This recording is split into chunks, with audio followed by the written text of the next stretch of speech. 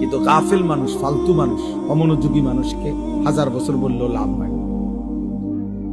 যেই কলস উল্টানো, যেই জগ উল্টানো, উল্টানো কলসিতে 1 সাগর পানি ঢাললেও এটা কোনোদিন পুরবে না, কারণ এটা তো কলসটা কি উল্টা।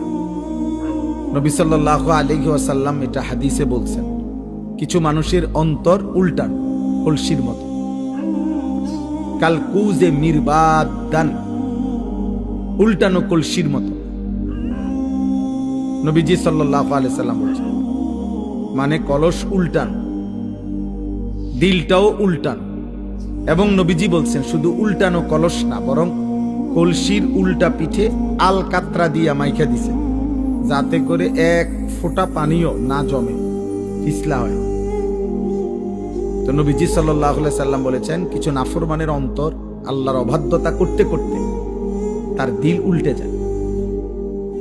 ফলে একটা সময় হয় এমন, লা ইয়ারিফু মারুফান ওয়ালা ইউনকিরু মুনকার, তখন আর কখনোই পরবর্তীতে আল্লাহর গজব যখন হয়, তখন আর কখনোই তার ওই উল্টা অন্তরে কোনো নেক কাজকে নেক কাজ মনে হয় না, কোনো গুনার কাজকে গুনাই মনে হয়।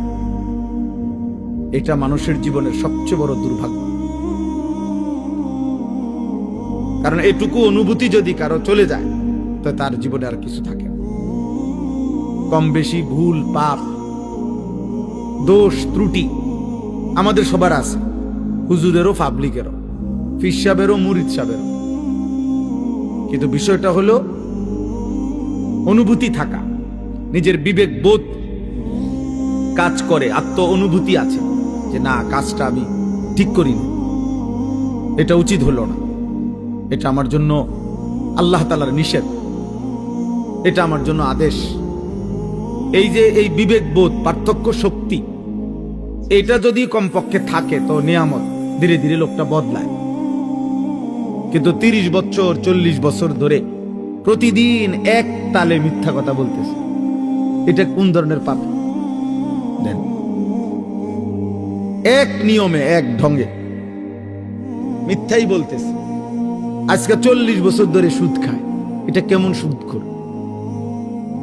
আজকে 60 বছর ধরে প্রতিদিন গালি দেয় এক তালে, এটা বেটার কথা বললেই নিয়ম গালি দেয়। এক হাতে সিগারেট খাইতেছে, মুখে অকথ্য গালিগালাজ করতেছে, সামনে রঙিন টেলিভিশনে নাচ গান চলতেছে, মানে এটা যে গুনাহ, বছরের পর বছর তার বিবেকের মধ্যে এতটুকু অনুভূতিও নেই।